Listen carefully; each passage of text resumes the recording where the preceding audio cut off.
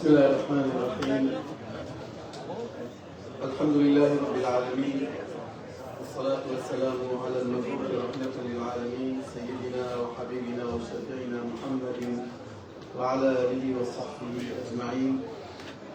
الآن اشتاني برز خوشة إصلاح فايدورتان لبه فايدور عبادتهم لا ملكات روجودان قلوب طاعته عبادته دعاء ويجو قرآن تنزل فايدور رجال لهم عن قبول كان إن شاء الله كمان به بتوانين همون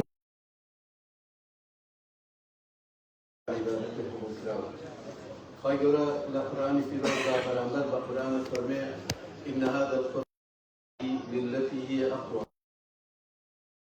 التي بقرة فرمي ألف لام ميم ذلك الكتاب لا ريب فيه هدى للمتقين.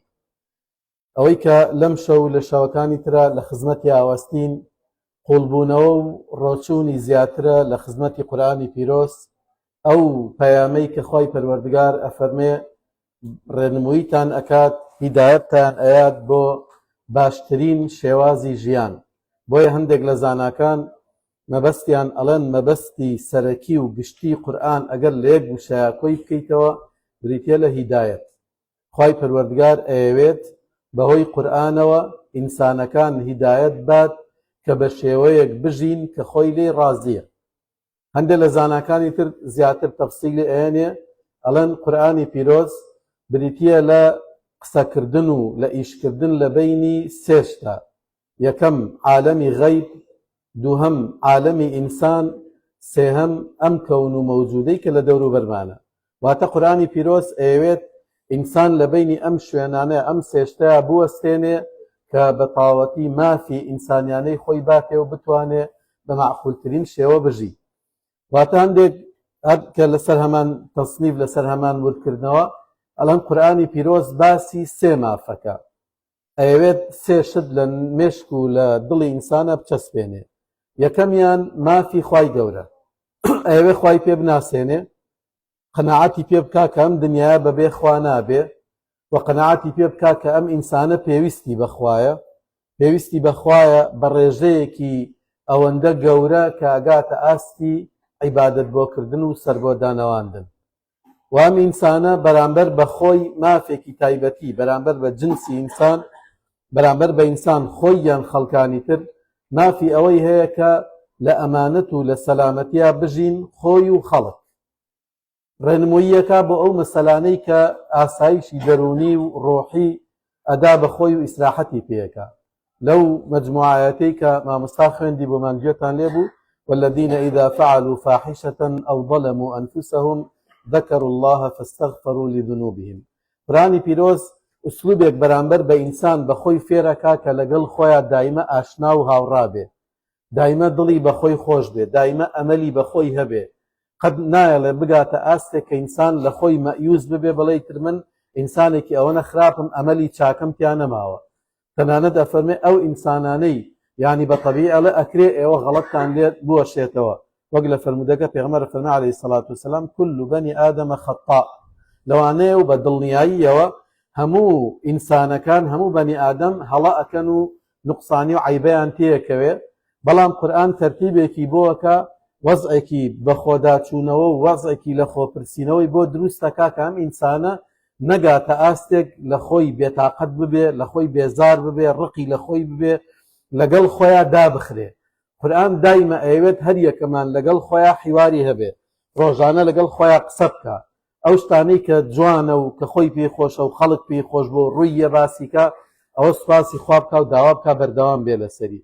ئەو شتانەش کە ئەی شارێتەوە و هەستەکا کە عیبە و هەستەکا کە ناشرینیە و هەستەکا ئەگەر باسی کا لەوانگە شەخسیەتی بڕوشێ و پێی ناشرین بێ، قورئان فێریەکا کە ڕۆژانە تەمرین لەسەر ئەوە بکا کە ئەو شتانە لابە، کە ئەو شتانە بەرەبەرە. ئیتر ئەگەر جارێک کردی دوام کردی لەم بابەتە ئەگەر ئینسانێک لەم دەورەیەیە بێ، یعنی لەگەڵ خۆیان خەریکی قورئان پێ فەرمێ مجاهدە، خەریکی خۆماندووکردن بێ. حتا یەکێک لە زاناکان پێڵێن ئەڵێن ئەبینین تۆ زۆر هیلاکی. چییە مەسەلە؟ فەرمێ ئەتعبەتنی النەفسی التي بین جەنبەی. ئەو نەفسم ئەو دڵم ئەو ناوەیەم زۆر هیلاکی کردوم، هەرچیەکی لێ یەکەم بۆم ڕام نابێت. زۆر حەزی لە گوناحە، حەزی لە خۆ دەرخستنە، حەزی لە شەڕ و ئاژاوەیە، حەزی لە فیتنەگێڕیە، حەزی لە چاکە نییە، حەزی لە تەمەڵیە، زۆر هیلاکی کردوم، ئەوە نەبێ تااقەت بووم ئیتر هیلاک بووم، ئەوەی کە هیلاکم بەدەست خۆمەوە. زۆر لە زاناکان ئەویان فەرمووتیان ئەگەر ئینسانێک لەگەڵ خۆیان سەرکەوت لەگەڵ خەڵکی شاسەرەکەوێت، ئەگەر ئینسانێک لەگەڵ خۆیان سەر نەکەوت ئیتر لەگەڵ خەڵکی شاسەر ناکەوێت.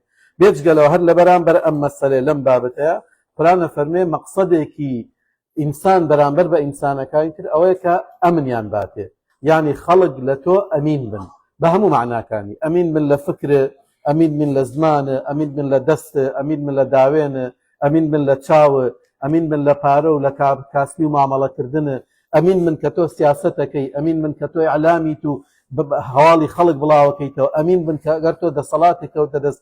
حتا هەندێ لە زانەکان ئەڵەن کە خوا ئەوەنە لە قورئانە فەرمێتی الذین ئامنوا وەستی لەوەیە ئەو خەڵکانەی کە خەڵک لێیان ئەمینن.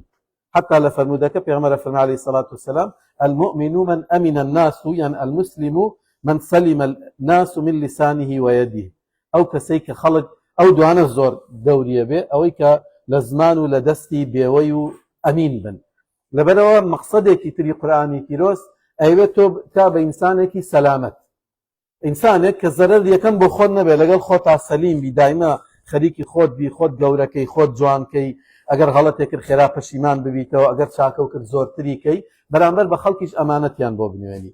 ئیشی سێهەم کە قورئانێکا بریتە لە ئیشی ئینسان لەگەڵ کەونە، لەگەڵ ئەم دنیایی کە لەبەردەمیاتی ئەوەیە کە بێ ئاوەدانی کاتەوە. یعنی خوای پەروەردگار یەکێک لەو ئیشانەی لەو فەرزانەی لەو دەرگای عیبادەتانەی کە بۆ ئینسانی کردوتەوە ئەوەیە کە ئەم زەویە ئاوەدان کاتەوە. هەرچی شتێک لەم زەویەیە بۆ ئاوەدانی ئەشێ. يعني يكيك للطبيعة جوانا كان قرآني فيروز أولا تو هرچية بكي لم دنيايا جواني بي بو الدنيا، باشي بي بو الدنيا، آوداني بي بو الدنيا، كم كرنوي خوين رشتنو في البازي و طلق بازي بي، إسراحة بي كردني إنسانا كاني تربي، إضافة كردني اشتيك بي بو أم دنيا بعبادة بو حسابة. أما بابتش أو نفراوانا جاقي همو ما نبيتوا إسات شون هدية كمان لم دنيايا هدية كمان إيشيكي هي كاسبيقكا خزمەتێکەکە، ینی کاسبکردن زۆربەی حتا خوای گەورە فەرمێ نوعێک لە وامان لێکردن کە پێویستان بە یەکتر بێ، یەکێکمان بەرگ درووە، یەکێک کرێکارە، یەکێک سەرتاشە، یەکێک هەر یەکەی شتێکەکە ئیش یەکتری تەواوەکەی. ئەوەی لەم بابەتەیە بەو ڕۆحە ئیشکا کە ئەم دنیای ئەبێ جوانی تیابێ، ئەبێ ئاوەدانی تیابێ، ئەبێ ئینسانەکان خزمەت بکرێن، خۆشن خزمەت بکرێن، ئەوەی بەم ڕۆحە ئیشکا ئەوە دینە. خوای گەورە فەرمێ ئیشی ئێوە بەرامبەر بە یەکتری ئەم مەسەلەیە، ئێوە ئەرکتانە کە حتى كباوكا آدم ماني دروس كر فريشتكان وتيان أتجعلوا فيها من يفسد فيها ويسفك الدماء لبرو زور لزانا كان لين أركي إنسان برامبر بم كونه أو نيل خوين برجة ونيل جندلي يا ربا جندلي بهمو معنا فراوانك النكدة الدنيا بريتي لجواني يعني هو قر سيري كان هند لزانا كان لين أجر إنسان واز للدنيا بينه بماويش أشحو صال هيج نكا دنيا بجاري كتير أجريته بربر أبيته ولا صوزي ولا جواني لە هەوای پاک و لە شتی جوان جوان خوا ئەم دنیای پڕ کردووە لە شتی جوان. داواکە لە ئینسانیەکان زەوق لە جوانیەکان ببینن، جوانیەکان بەکار بهێنن، تێکی نێن، ئەو ئیشانە نەکەن. ئێستا لەم دنیای زۆر زۆر ئیشەکرێ کە بەداخەو خەڵکە عالمەکان بە قووەتەکان دەوڵەتە زلهێزەکانی کەن تێکدانی دنیایە، تێکدانی ئاوە هەوایە، تێکدانی ژینگەیە، تێکدانی نەفسی ئینسانە، تێکدانی عەقڵی ئینسانە. خوای گەورە ئەیەوێ ئەڵێ من بۆ ئەم جوانیە زۆرانە ئینسانێکی جوانم ناردووە. حتى لطبيعتي قرآني وهي فنجر إنسان وازي له بهني هيك كسر ده صلاتي نبى بسريع كس ختوكينا كس شتي فيرنك على أخيرا خوي خوا ناسي بطبيعتي خوي خوا دوزيتوا أما فرميتي أما فطرته خواي جورا بم فطرته جواني إنسان ينت الدنيا وأينت الدنيا كي جوانا دينكي أو كخوا الإنسانية أجر تو لم دنيا درتوي بجواني درتوي گناه پیو نبو، قلبو پیو نبو، حقی خلقی بستر نبو، خوت برینار و ناشرین نکرده بو، بجوانی درچی لم دنیا خواتوی قبولا. زائدا چند جوانی لم دنیا دروس کردوا. بویا فرمی بعض کسی که جیانی هر اوانیه که لم دنیا اجی. یوا لم دنیا یعنی با عمر با لش زیندوا، بس ناجی. چون که اترسه لبیتاقتیا لخفتا بلام انسانی تری لم دنیا اجی. دڵی خۆشە ئیسراحەتە هەموو کەس خۆشیە لەبەرەوەی چاکەی لەگەڵا کردوون تەنانەت کە دنیاش بەجێهێڵە خوا فەرمێ ئەوانە هەر ئەژین چونکە شتێکیان بەجێهێشتۆم دنیایە جوانەکە لە وەختی خۆیان ئەوە باوەگەرێکە پردێ دروستکە ئەگەرێکێ خەستەخانەیە دروستکە، گەر یەکێ مەکتەبێ دروستکە، ئەوانەیە کە کانیە دروستکە، بیرێ دروستکە، ژیان سادە بوو. خەڵک دوای خۆی ئێستاش لە هەندێ هینا ئەڵێن عوسمانی کوڕی عەفان خوای گەورەی ڕازی بێ، ئێستاش باخەکانی کە وەختی خۆی کردوێتی بە وەقف لە مەدینە هەرماوە. تەسەوور کە 1400 ساڵە لەو شوێنەوە پیاوە نەمردووە، هەموو کەسێ ڕوا خێری بۆ چێ دوعای بۆکەن. کەواتە قورئانی پیرۆز یەکێ لە مەبەستەکانی ئەوەیە کە ئینسان ئەم پەیامەی هەبێ. اینجا ئەگەر بە سەریعی تەطبیقی ئێمە بکەین، ئێمە هەموو ڕۆژێک بەلایانی کەمە 17 جار سورەتی فاتحە خوێنی. ئەگەر بە سەریعی تەطبیقی کەین ئەم مەبەستانە بەسەر سورەتی فاتحە، یەکەم جار تۆڵێ الحەمدولله، کەواتە مەقسەدێکی ئینسان لە ژیانی ئەوەی کە شکر بکات. تۆ هەست بکەی کە خوا نیعمەتی بەسەرتەوە زۆرە. ئێمە زۆربەی جار کورد مەسەلەیەکی هەڵە کە پەرداخەکەی بەدەستەوە نیوەی تایە، نیوە بەتاڵەکە بینێ، ناڵە شکر پەرداخەکەم نیوەی تایە، دڵی پڕە لە خەفە دەڵە پەرداخەکەم نیوەی خاڵیە. ئینسان بەو ڕۆحەوە بژی دایمە برستیە بێ، دایمە بێتاقەتە بێ. خوای گەورە ئەوێت تۆ شکرانە بکەی، ناڵێت جوهد نەکەی، جوهد کە بۆی پەرداخەکە و پڕ بێ، بەڵام بەو نیوەش سوپاسگوزار بە، چونکە ئەگەر تۆ بەو نیوەیە نەزانی دایمە لە بێتاقەتیە ئەژی. یەکێکی ئەوەیە کە شکر بکەی. الرحمن الرحیم یعنی تۆ لەم دنیا بە ڕەحمەت بژی، تۆڵی خوایە من پێویستم بە ڕەحمەتی تۆیە. خوا فەرمێ ئەو کەسەی ڕەحمی لەگەڵ کە خەڵکا جوڵا منیش ڕەحمی پێکەم. تۆ پێویستە بە ڕەحمی خوایە، تۆش ڕەحم لەگەڵ خەڵکاتە. ارحموا من في الأرض يرحمكم من في السماء. ئەمە مەقسەدێکە. مالك يوم الدين یعنی خوایە من بەرپرسیارم. ئەمە هەموو ڕۆژە تۆ لەگەڵ خۆتاڵی خوایە من دڵنیام تۆ لێمە پرسیتەوە، من ڕۆژێک گێمە بەردەمی تۆ. اهدنا الصراط إياك نعبد وإياك نستعين، داوای پاڵپشتی لە خواکەی. خوایە من ئەوە بەم شتانەی کەوتم تەئکیدم کابێت تۆ بپەرستم، بەس خوایە یارمەتیم بە بۆی ئەوم بۆ بکرێ، ئیستیعانەم کە پشتم بگرە.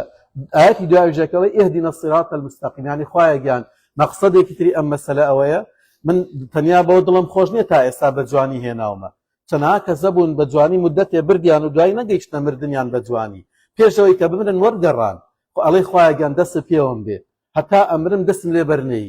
اهدنا الصراط المستقیم ئەوە معناکەیەتی. خوایە گیان دەستم لێ بەرنەی، من بە تەنیا ڕێ دەرنابم، بە تەنیا لەوانەیە لێم تێک بچێت، دنیا پڕێتی لە مشکیلە، پڕێتی لە ئاڵۆزی، پڕێتی لە ناڕەحەتی. خوایە گیان من دوعاکەم لێوە پاڕێمەوە، پێویستم بە تۆیە، دەستم لێ بەرنەی تا یەمەوە خزمەتی خۆت. دوایی پێویستم بە نمونەیە، خوایە وام لێ بکەی بتوانم چاو لە خەڵکی باش بکەم. ئەمە یەکێک لە مەبەستەکانی ئاەتەکەیە، تۆ کە هەموو ڕۆژێ بگەڕێ ئەگەر یەکێ شتێکی جوانی کرد دەستخۆشی لێ بکەیت و چاوی لێ بکەیت، وەخوایە گیان داوای یەک شت بێکم من پارێزی. ئەو عیلمەی کە هەمە بیکەم بە عەمەل، خوایە گیان ئەو زانیاری کە ئەیزانم بیکەم بە ئیشکردن، وەخوایە گیان بە دوورم کەی لە کردەوەی کە عیلمم پێی نییە، لە خۆم شتێ نەکەم کە نازانم چیم کردووە. مەبەستم لەوەیە بەڕێزان، ئینشاڵڵا لە شەوەکانی تر بە وردەکاریە چینە خزمەتی ئەمانە. قورئانی پیرۆز ئەوێ ئەم مەبەستە لای ئینسان دروستکە، کەوای لێ بکات لەم دنیا بەو شێوەیە بژی.